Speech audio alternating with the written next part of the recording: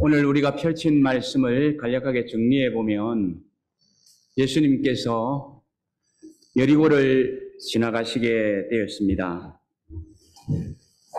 그런데 이런 사실을 알게 된 여리고에 살고 있던 한 맹인이 예수님께서 지나가신다는 그런 사실을 알고는 지나가시는 예수님을 향하여 다윗의 자손 예수의 나라를 불쌍히 여기소서 라고 외쳤더니 예수님께서 그를 불쌍히 여기셔서 그의 눈을 뜨게 해 주셨다는 그런 내용으로 정리를 우리가 해볼 수가 있습니다.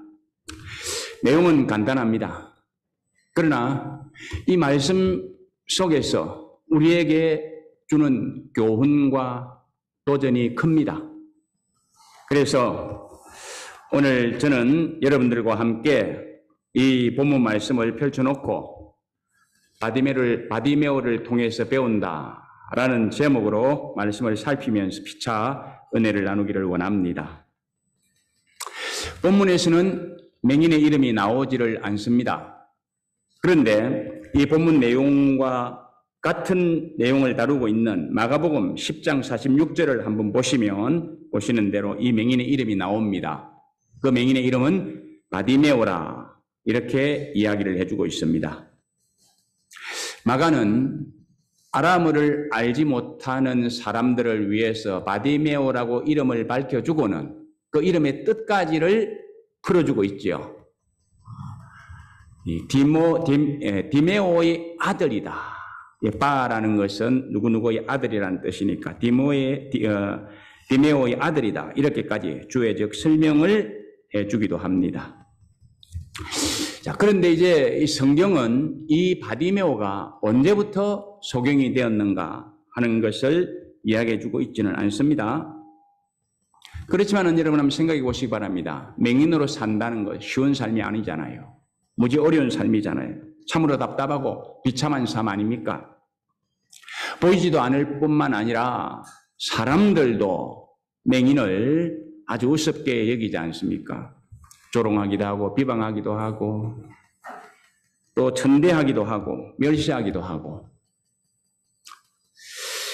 심지어는 예수님의 제자들도요. 이 동일한 맹인을 보고 어떤 생각을 하는가 한번 보십시다. 요한복음 9장 2절 말씀입니다. 거기를 보면은 랍비여 이 사람이 맹인으로 난 것이 누구의 죄로 인함이니까 자기이니까 그의 부모이니까 이렇게 예수님께 질문하는 것을 볼 수가 있습니다. 맹인이 있는데 죄 때문에 그렇게 됐다는 거죠. 그러면서 이야기를 하는 거죠. 이 맹인이 자기 때문입니까? 아니면 부모 때문입니까? 당시 유대인들의 보편적인 사고방식이 이랬다는 것 아닙니까? 맹인을 보고는 그냥 못되게 생각하고 저주하고 깔보고 무시하고 아주 잘못된 사고방식을 가지고 있었던 것을 봅니다. 두 가지 측면에서 우리가 잘못됐다고 평가를 할 수 있습니다. 하나는 나면서부터 맹인된 것은 전생에 죄를 지었기 때문에 그런 벌을 받는다. 이렇게 이야기를 좀 하고 있잖아요. 누구 때문에 저렇게 맹인으로 태어났습니까? 하는 말은 전생에 뭔가 잘못된 것이 있었기 때문에 맹인으로 태어났다는 것이니까요.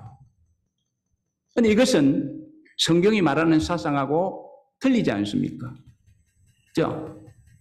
성경은 윤회의 사상을 이야기하지 않습니다. 그런데 유대인들은 이런 사상을 가지고 있는 거죠. 대단히 잘못된 것입니다. 그리고 또 하나는 지금 그 맹인을 보면서 죄 때문에 그렇게 됐다고 이야기를 하지 않습니까? 무조건 뭔가 잘못된 것은 죄 때문이라고 단정을 해버리는 것입니다. 물론 보편적인 측면에서 보면은 사람이 잘못되고 벌을 받고 하는 것은 죄 때문에 그럴 수가 있지요.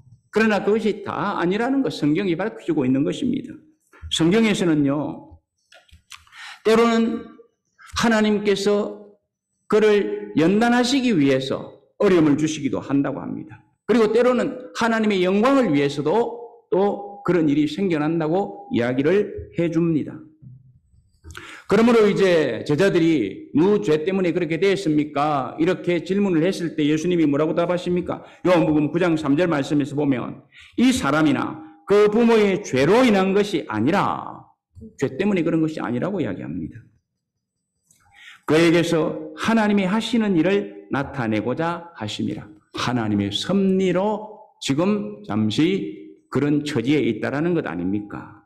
그런데 이런 진리를 모르는 사람들은 맹인을 보고는 그냥 자기 생각대로 보편적인 사고방식으로 막 전생 문제를 논하고 있고 죄 때문에 그렇게 됐다고 멸시하고 징계하고 있는 것입니다. 그렇기 때문에 한번 생각해 보시기 바랍니다. 맹인으로 산다라는 것 참으로 쉽지 않잖아요. 사람답게 살아갈 수 있는 삶의 공간을 잃어버릴 수밖에 없습니다. 그러니까 이제 그들이 할 수 있는 건 뭡니까? 그냥 그렇게 멸시 천대받으면서 구걸하면서 사는 것이지요.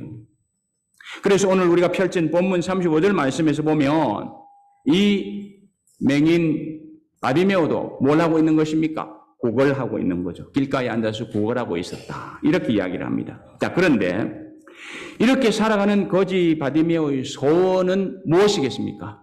물론 내가 오늘은 어느 길목에서 누구를 만나서 어떻게 돈을 좀 많이 벌까? 뭐 이런 생각도 있었겠지요. 그러나 그에게 있었던 근본적인 생각은 무엇입니까? 아, 눈 뜨고 싶다. 내 눈을 떠서 세상을 밝게 보는 자유로움을 누리고 싶다. 그것이 소원 아니었겠습니까? 학생들의 소원은요, 시험 잘 치고 싶다는 것 아닙니까? 사업을 하시는 분들은 내 사업을 잘 이렇게 세우고 싶다. 자녀들을 양육하는 부모님들은 어때요? 내 자녀가 정말 올곧게 잘 자라서 인류 사회를 위해서 참 아름답게 봉사하는 그런 자녀들이 되었으면 좋겠다. 병든 자들의 소원은 뭡니까? 내가 빨리 고침받았으면 좋겠다. 소원이 있잖아요. 이 바디메오의 소원은 다른 것보다는 근본적으로 내 눈을 떠서 저 밝은 세상을 자유롭게 보면서 삶을 누리고 싶다. 그거 아니었겠습니까? 그런 소원을 가지고 있지만은 아직은 감당이 안 돼요. 그래서 너무나도 답답하고 너무나도 비참한 삶을 살고 있었습니다. 그러던 그가 어느 날 아주 기막힌 유세를 들었다는 말씀 아닙니까? 자, 36절 말씀 보시면요. 어떤 사람이 지나간다는 이야기를 듣게 된 것입니다. 그래서 이 바디메오는 관심을 가지는 거죠. 무슨 일입니까? 물어봅니다. 그랬더니 37절에서 보는 것처럼 예수님께서 지나가십니다. 이야기를 해주는 겁니다. 예수님께서 여리고로 지나가신다. 보편적인 사람들에게는 뭐 그렇게 빅뉴스가 될 수가 없죠. 그러나 바디메오에게는 다르다는 것이죠. 아, 예수님, 그분이면 내 눈을 뜰 수 있도록 해주실 수 있는 분이다. 그러니까 예수님께서 지나간다는 소식은 이 바디메오에게는 엄청난 소식이고 기가 막힌 소식인 것입니다. 내가 어떤 문제를 가지고 있고 이 문제를 풀 수 있는 것은 오로지 하나님뿐이다, 예수님뿐이다라고 내가 단정하고 믿을 때 예수님이 내 곁에 와주신다면 그것은 엄청난 사건 아닙니까? 지금 이 바디메오는 바로 그런 사건을 만난 것입니다. 그런 뉴스를 들은 것입니다. 그래서 여리고로 지나가신다는 소식을 들은 이 바디메오는요, 38절 말씀 보시면 뭐라고 말씀합니까? 다윗의 자손 예수여 나를 불쌍히 여기시라고 외쳐대기 시작을 합니다. 공의를 베풀어 달라는 거죠. 은혜 입혀 달라는 것 아닙니까? 왜요? 어떠한 상황 속에서라도 하나님의 은혜가 임하면 거기에는 놀라운 역사, 기적의 역사, 해결되는 역사, 풀리는 역사, 새로워지는 역사가 있기 때문입니다. 하나님께서는 못하실 일이 전혀 없네. 그래서 예수님 지나가시는데 나에게 긍휼 베풀어 주시고 은혜 입혀 주시면 내 눈 뜰 수 있어. 나 볼 수 있어. 이 분명한 믿음을 가지고 예수님을 향하여 외치는 겁니다. 이거 중요한 겁니다. 자, 그런 측면에서 제가 찬송 가사 하나 이렇게 같이 나눕니다. 197장 1절 말씀 가사 말씀만 봅니다. 거기를 보시면 은혜가 풍성한 하나님은 믿는 자 한 사람 한 사람 어제나 오늘도 언제든지 변창고 보호해 주시네. 주여 성령의 은사들 오늘도 내려 주소서. 성령의 뜨거운 불길로서 오늘도 충만하게 하소서. 우리가 잘 아는 찬송가 가사입니다. 그 앞부분에 보시면은요, 하나님은 은혜가 풍성하신 하나님이라고 말씀하고 있지 않습니까? 그 은혜가 풍성하신 하나님을 향하여 바디메오는 소리 지르는 거죠. 다윗의 자손 예수여 나를 불쌍히 여기서 긍휼 베푸시고 은혜 베풀어 주셔서 외치는 겁니다. 그렇다면 여러분들에게 한번 질문 드려봅니다. 여러분들에게는 주님의 은혜가 필요하다고 생각하십니까? 그렇게 생각하신다면 여러분들은 바디메오처럼 주님만이 해결하실 수 있다라는 이런 믿음을 가지고 그 주님을 의지하십니까? 저도 여러분들도 이런 자세를 구비해야 되지 않겠습니까? 그래서 우리가 이 말씀으로 도전을 받아야 되는 것입니다. 사람들은요, 주님의 은혜가 필요하다고 말은 하고 하나님이 도와주셔야 된다고 하고 하나님이 채워주셔야 된다고 하고 하나님이 풀어주시고 해결해 주시고 하나님이 모든 것을 주장해 주셔야 된다고 이야기는 하면서도 그분을 의지하지 못하고 맡기지 못하고 부러지지 못할 때가 얼마나 많습니까? 그런데 이 바디메오는 나에게 하나님께서 주신 기회가 왔다. 그렇게 깨달았을 때에 그는 예수님을 향하여 아주 간절히 애절히 외치고 있는 것을 볼 수가 있습니다. 은혜 입기 위해서 말이죠. 성경 예레미야서 33장 3절 말씀 잘 아시는 말씀이죠. 너는 내게 부르짖으라 내가 내게 응답하겠고 내가 알지 못하는 크고 은밀한 일을 내게 보이리라. 부르짖으라. 이 말씀은 히브리어로는 카라라는 말인데 카라라는 말은 그냥 절규하듯이 외치라는 것입니다. 마치 삼손이 목이 말라가지고 하나님 이제 나는 죽겠습니다. 하나님의 은혜 아니면 나는 이제 죽습니다. 삼손이 절규했을 때에 그냥 샘이 솟아나서 그것을 마시고 다시 기력을 차릴 수 있었잖아요. 하나가 자식이 없어서 무시당하고 외로울 때 그냥 하나님 앞에 매달려서 울부짖으며 기도했을 때 하나님께서 그의 간구를 들어주셨던 거예요. 그렇게 부르짖으라는 것입니다. 하나님의 은혜를 구하는 것은 간절히 매달려야 한다라는 그런 의미를 이 예레미야서는 가르쳐주고 있는 것 아니겠습니까? 그렇게 부르짖을 때 하나님께서는 응답해 주시고 그거 은밀한 일까지 보이시겠다고 말씀을 합니다. 그러므로 우리는 나에게 하나님의 소원이 있습니다. 애절한 마음이 있습니다. 풀어야 할 숙제가 있습니다. 이런 안타까운 마음 가지고 있는 것이 아니라 이 마음이 있고 이것을 해결해 줄 수 있는 분은 천하의 하나님이시라는 것을 우리가 믿고 따른다면 이제는 우리가 해야 할 것은 맹인 바디메오처럼 부르짖으면서 은혜를 구하여야 하는 것입니다. 그럴 때 우리가 또 조심해야 됩니다. 왜냐하면은 그렇게 하면 또 거기에는 문제가 있기 때문입니다. 이 맹인이 그렇게 부르짖을 때에 어떻게 됩니까? 39절 상반절 보시기 바랍니다. 앞서가는 자들이 그를 꾸짖어 잠잠하라. 무슨 말씀입니까? 나는 지금 소원이 있어서 주님 아니면 안 되기 때문에 그분께서 해결해 달라고 내가 목전껏 외치는데 주변 사람들은 어떻게 합니까?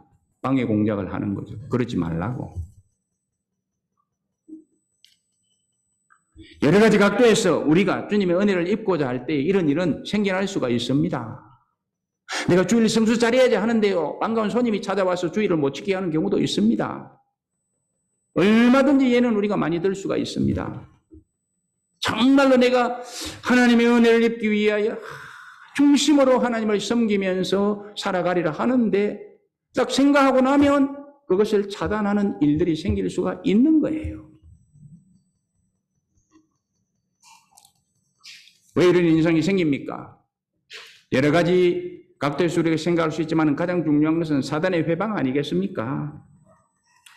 사탄은요, 성도가 잘 되는 것을 무조건 방해하려고 합니다. 그리고 그 세력에 붙잡힌 사람들, 잘못 생각하고 있는 사람들, 악한 사람들이 방해를 하는 거죠. 성도가 하나님 은혜로 살아갈 수밖에 없다는 것을 아는 사단은요, 이런저런 방법으로 막고 해코지를 하고 못하도록 별의별 방법으로 시험 들게 하고 믿음 내려놓게 하는 것입니다.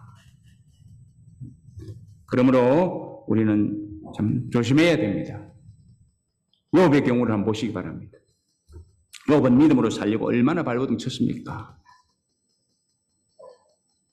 그럴 때 사단은요, 욥을 시기하고 질투하고, 그래서 결국은 어떻게 합니까? 욥을 사정없이 공격하고 모든 것 다 빼앗아가고 자녀들도 다 잃게 하고 건강도 잃게 하고 아내마저 떠나버리게 만드는 이 엄청난 일이 벌어지게 만듭니다. 이 정도 되면 웬만한 사람들은 어떻겠습니까? 저도 마찬가지예요. 이 정도 되면 저도 아마 늘어질 겁니다. 주저앉을 겁니다. 쉽지 않은 싸움이잖아요. 쉽지 않습니다. 이 정도 되면 거의 모든 사람에만 나가 떨어질 겁니다. 아니, 내가 정말로 하나님을 더 온전히, 더 거룩하게 섬기기를 원하는데 하나님이 나에게 이럴 수 있나?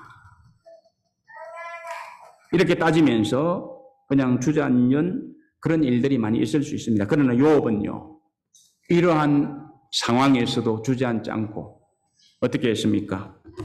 이겨낸 거죠. 감당해낸 거죠. 그래서 결국은 갑절의 복을 누리는 사람이 되었다고 욥기를 통해서 우리에게 가르쳐주고 있습니다.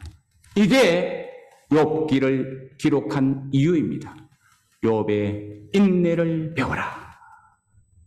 넘어지지 말아라. 우리가 도전받아야 될 것입니다. 그런데 이 바디메오가 이런 인내를 가지고 있는 것입니다. 주님의 은혜를 구하기 위하여 막 부러지는데 사람들이 방해를 하니까 그냥 중단해버리고 포기해버리고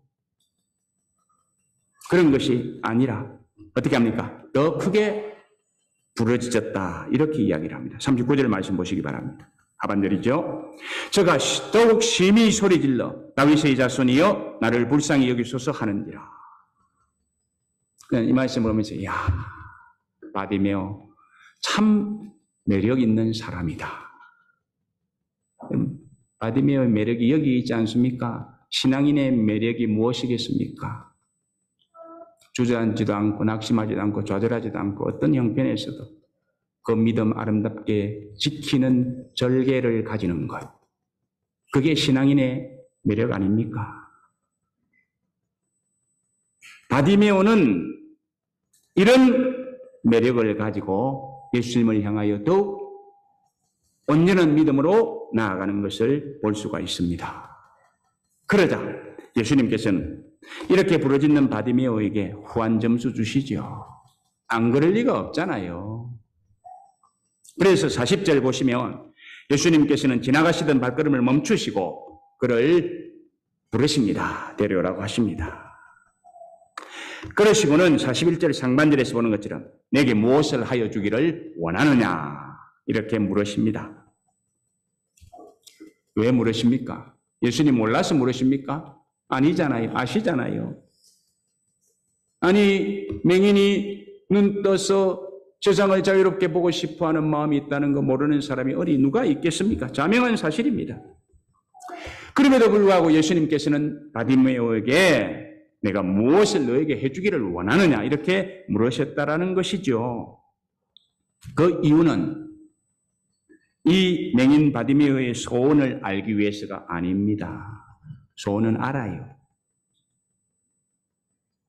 그의 믿음을 유도하기 위함입니다. 그리고 그 믿음 가지고 주님을 고백하도록 하기 위함인 것입니다. 그래서 묻는 거예요. 우리가 어떤 상황에 있는지 모르시는 하나님이 아니시잖아요. 그래도 하나님께서는 우리에게 이렇게 질문하실 수 있는 거예요. 너 왜 그러니? 하나님 저 사정을 몰라서 그렇게 물어요. 이게 아니잖아요. 더 믿음으로 나가도록. 그럴지라도 더 주님을 의지하도록. 그 의지하는 믿음으로 더 주님을 아름답게 고백하도록. 우리는 이런 것까지 이해하고 주님 앞에 나서야 되리라 믿습니다. 자, 예수님께서는 우리가 성경을 보면은 죄인이든 어떤 사람이든 간에 이런 식으로 접근하시고 그리고 그들의 믿음의 고백을 받아내시고 그리고는 역사해 주시는 것을 성경을 통해 많이 보여주십니다.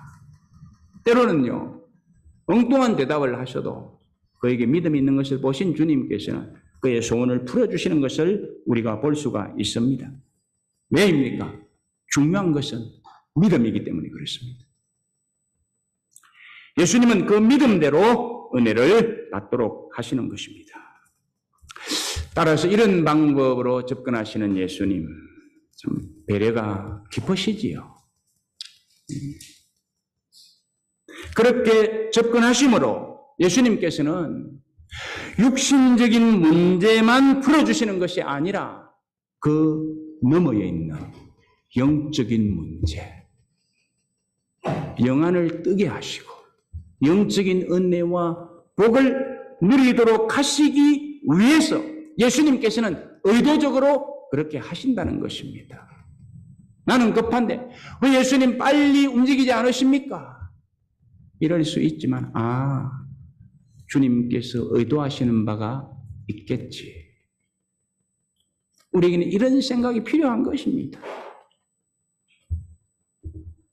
그러므로 예수님께서 이제 이런 믿음을 가지고 주님을 의지하는 이 바디메오에게 후환점수를 주시고 데려오라고 하시고 왜 그러냐고 말씀하신 이후에 이제 이 맹인 바디메오의 대답을 듣습니다. 뭐라고 대답합니까? 내가 무엇을 하여 주기를 원하느냐 질문을 해놓고는 눈을 보게 하시는 것은 단지 얼마간의 적선 행위가 아니라 육신의 눈을 치유받고 영혼의 눈까지 밝히도록 하시기 위해서 이제 고백을 들으신 이후에 예수님께서는 41절 하반절 말씀에서 뭐라고 이제 말씀을 합니까? 내가 보기를 원합니다라고 이야기를 했을 때에 가로되 주여 보기를 원합니다. 이렇게 말씀을 하시게 되죠. 죄송합니다.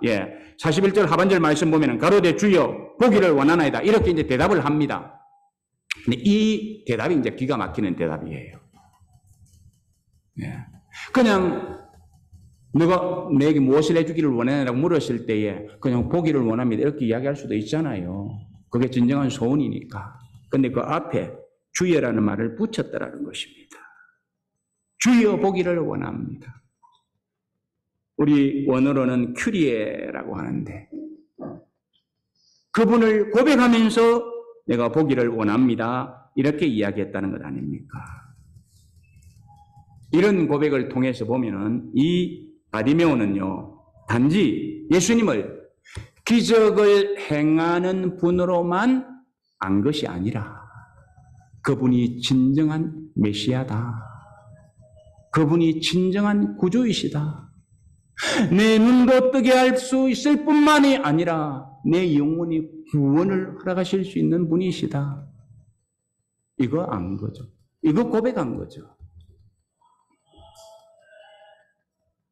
자, 이런 믿음 가지고 주님을 바라보는 이 바디메오, 우리 주님께서는 그를 보면서 얼마나 흡족하시겠습니까? 그러므로 42절에서 보면 예수께서 저에게 이르시되 보아라 내 믿음이 너를 구원하였느니라 이렇게 말씀을 해주십니다. 바디메오의 믿음을 보신 예수님께서는 구원을 선포하신 것이지요. 그리고 43절 상반절 말씀에서는 뭐라고 하십니까? 곧 보게 되었다. 그랬습니다. 방법은 어디에 있습니까? 그 바디메오가 맹인으로 있는 상태, 그것을 해결할 수 있는 방법은 어디에 있는 것입니까? 믿음인 거죠. 믿음. 믿음으로 하나님의 은총을 입음으로 인하여 해결되는 것 아닙니까? 오늘 성경은 그것을 우리에게 가르쳐주고 있습니다. 내가 안고 있는 문제, 내가 풀 수 있는, 풀지 못하는 문제들, 어려운 일들, 우리가 생각할 때는 이거 어떻게 풀어볼까? 어디에 가고, 누구를 만나고, 어떻게 하고, 이러면 풀릴 수 있을까? 생각을 많이 하잖아요. 근데 성경은 뭐라고 답을 해 주십니까? 믿음. 믿음이라고 이야기합니다. 그래서 찬송가에서도 믿으면 하겠네라고 하잖아요. 찬송가 544장 한번 보실까요? 거기를 보시면 울어도 못하네, 힘써도 못하네, 참아도 못하네, 그러나 믿으면 하겠네. 주 예수만 믿어서 그 은혜를 힘입고 오직 죽게 나가면 영원 삶을 얻네. 믿음이 열쇠라는 것입니다. 그렇습니다. 우리에게 요구되는 것은 오직 믿음입니다. 믿으면 한다고 합니다. 예수님께서는 우리에게 그 믿음을 보시기를 원하십니다. 그리고 구원하시고 고치시고 해결하신다는 것입니다. 그러므로 저와 여러분들은 주님께서 보시고 인정하시는 믿음에 늘 거하여야 될 것입니다. 제가 자주 말씀드리지만요, 믿음은 여러 가지입니다. 믿음은 여러 종류의 믿음이 있다고 성경이 이야기해 줍니다. 어떤 믿음은 큰 믿음이라고 하죠. 어떤 믿음은 예수님이 놀랄 만한 그런 믿음이라고 하죠. 어떤 믿음은 산을 옮길 만한 믿음이라고도 하죠. 어떤 믿음은 그래서 칭찬을 듣기도 합니다. 그런데 어떤 믿음은 죽은 믿음이라고 하죠. 어떤 믿음은 작은 믿음이라고 하죠. 어떤 믿음은 아무런 능력도 나타낼 수 없는 믿음이라고 하고, 말만 하는 믿음도 이야기하고요, 의심하는 믿음도 이야기합니다. 많은 종류의 믿음이 있어요. 그렇다면 저와 여러분들은 어떤 믿음을 가져야 되겠습니까? 지금 현재 내가 가지고 있는 믿음, 그 믿음으로 살아가는 나의 삶의 상태, 우리 주님께서 보실 때 뭐라고 말씀하시겠습니까? 바디메오에 살아있었던 믿음, 그래서 눈까지도 뜰 수 있도록 해주시는 믿음, 이런 믿음이 우리에게 있어야 되지 않겠습니까? 자, 바디메오는 이제 그런 믿음을 가지고 눈을 떴습니다. 그리고 43절 하반절 말씀에서 보면 눈을 뜬 이후에 하나님께 영광을 돌리며 예수님을 따랐다고 합니다. 이것이 이제 하나님의 은혜를 입고 어떻게 움직여야 되는가 하는 것입니다. 하나님이 나에게 은혜 베풀어 주셔서, 복 주셔서, 해결해 주셔서라고 그냥 거기에서 끝나버리는 것이 아니라 어떻게 했다고요? 첫째는 그 일로 인하여 하나님께 영광을 돌렸더라. 또 어떻게 했습니까? 예수님을 따랐다. 이렇게 이야기를 합니다. 그랬을 때 백성이 다 이를 보고 하나님을 찬양하였다. 와, 놀라운 일이 벌어졌습니다. 놀라운 일이 벌어졌습니다. 이런 놀라운 역사가 이 땅에 자주 벌어졌으면 좋겠습니다. 이런 놀라운 역사는 그냥 일어나는 것은 아닙니다. 앞에서 본 대로 맹인 바디메오는 예수님에 대한 관심이 있습니다. 그분이 지나가신다는 것을 알았을 때 그분을 만나기를 원했습니다. 그러면 지금은 예수님 어디 계십니까? 지금은 우리와 늘 함께 계시죠. 요한계시록에 보면 교회에 계신다고 합니다. 그래서 촛대 사이로 행하고 계신다고 합니다. 지나가시고 계신다고 합니다. 늘 우리는 주님께 관심을 두고 늘 우리는 주님을 만날 수 있는 것이지요. 내가 이 시간도 내가 오늘도 주님을 만나야 되겠어. 이 지대한 관심만 가지고 이 바디메오처럼 살아간다면 우리는 주님을 만날 수 있는 것입니다.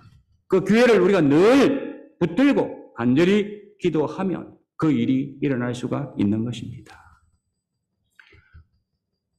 언제 이런 일이 가능합니까? 우리가 믿음에 있을 때.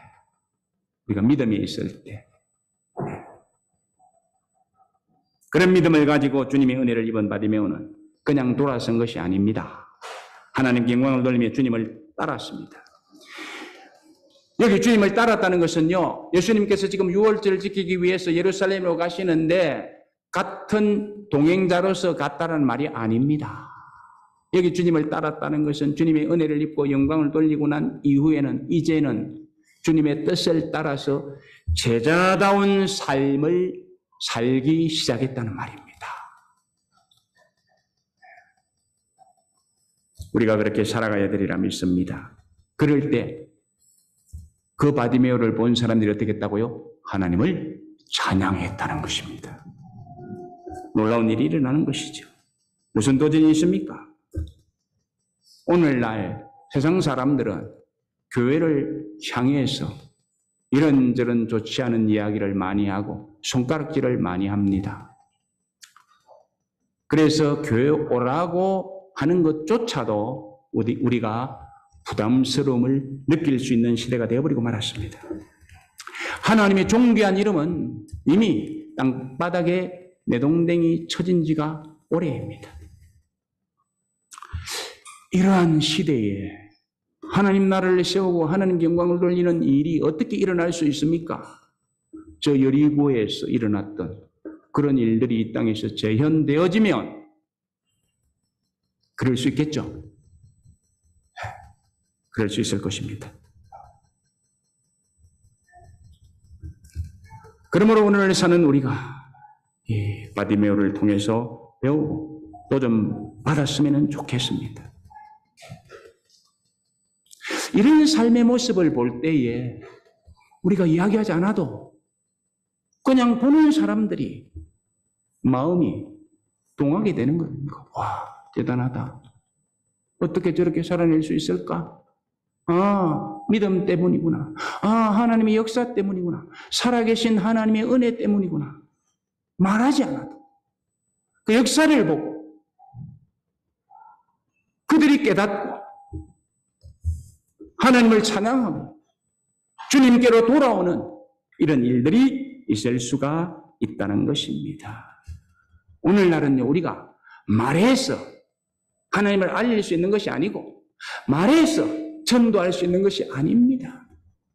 우리의 아름다운 삶, 하나님이 동행해 주시고 하나님이 나타내 주시고 하나님이 역사해 주시는 우리의 삶을 보면서 저들이 도전받을 수 있는 세상이 되어버리고 말았습니다. 우리가 그 사람들을 설복시킬 수 있는 방법은 그것밖에는 없습니다. 바디메오를 통해서 배웁시다. 주님에게 더 지대한 관심을 가집시다. 그리고 그분께 부르짖으십시다. 그리고 그분의 은혜를 입고 나에게 일어나는 새로운 모습, 변화된 모습, 주님이 이끌어주신 그 모습을 사람들이 보면서 그들도 더불어서 주님을 찬양하고 그들이 주님 앞에 돌아와서 구원 얻는 사람들이 더 늘어가게 하는 이런 일을 아름답게 감당한다면 그 사람이야말로 얼마나 감격스러운 인생을 살아갈 수 있겠습니까? 저와 여러분들이 이런 삶을 살아낼 수 있기를 주님의 이름으로 축복합니다. 기도하십시다.